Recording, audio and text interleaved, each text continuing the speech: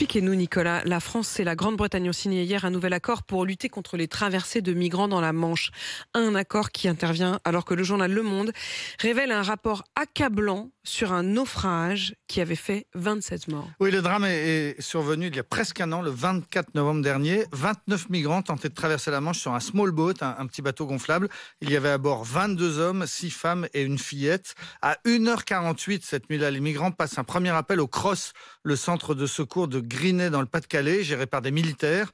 Un des occupants explique en anglais que le bateau est cassé. L'opératrice française lui demande d'envoyer sa position par WhatsApp. Un autre appel parvient au même moment au SAMU du Pas-de-Calais. Un des migrants explique pendant 14 minutes que le bateau est en train de couler. On entend derrière lui des cris et des pleurs. Finalement, à 2h05, les naufragés parviennent enfin à envoyer leur localisation au centre de secours.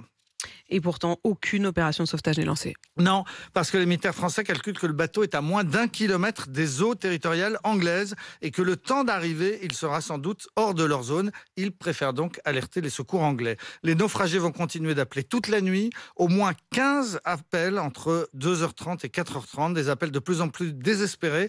À chaque fois, les opératrices du centre de secours leur disent que les secours vont bientôt arriver. À 3h30, un homme implore de l'aide en disant « Je suis dans l'eau ». Et on lui répond « Oui, mais dans les eaux anglaises ». Et hors micro, les opératrices entre elles font des réflexions cyniques et des plaisanteries de mauvais goût.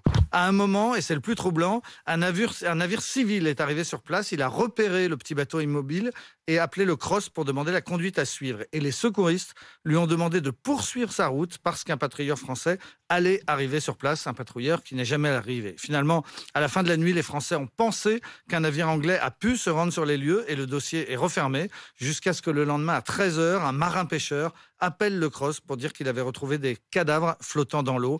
On va dénombrer 27 corps et 2 survivants qui ont été sauvés. C'est le naufrage le plus meurtrier de ces dernières années dans la Manche. Que répondent les responsables du centre de secours ? Alors, ils ont été interrogés dans le cadre de l'enquête judiciaire qui est en cours sur ce drame. Le Monde publie des extraits de leurs réponses, des réponses qu'ils ont données aux enquêteurs.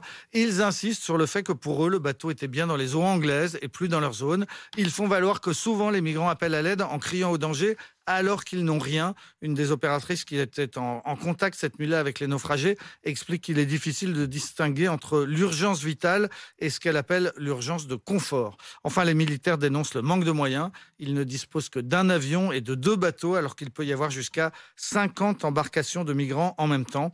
L'instruction sur ce drame est en cours. Les secouristes français seront sans doute amenés un jour à s'expliquer devant un tribunal. Et c'est justement pour tenter de réduire le nombre de ces traversées que la France et l'Angleterre ont signé un accord hier. Oui, l'Angleterre va payer pour que les Français surveillent mieux les plages de départ. 72 millions d'euros seront versés pour que 800 ou 900 gendarmes et policiers français supplémentaires soient déployés dans le Pas-de-Calais. Les Britanniques vont aussi fournir des drones, des chiens de surveillance et du renseignement sur les filières de passeurs. Enfin, les Anglais vont aussi financer, c'est plus surprenant, des centres d'accueil dans le sud de la France pour dissuader les migrants de remonter jusqu'à Calais. Ce qui veut dire en fait que les Anglais nous payent pour que l'on essaye de garder une partie des migrants qui souhaitent se rendre chez eux. Depuis le début de l'année, ils sont 40 000 à avoir réussi à franchir la Manche. C'est un record. Les explications de Nicolas Poincaré. Il est 7h.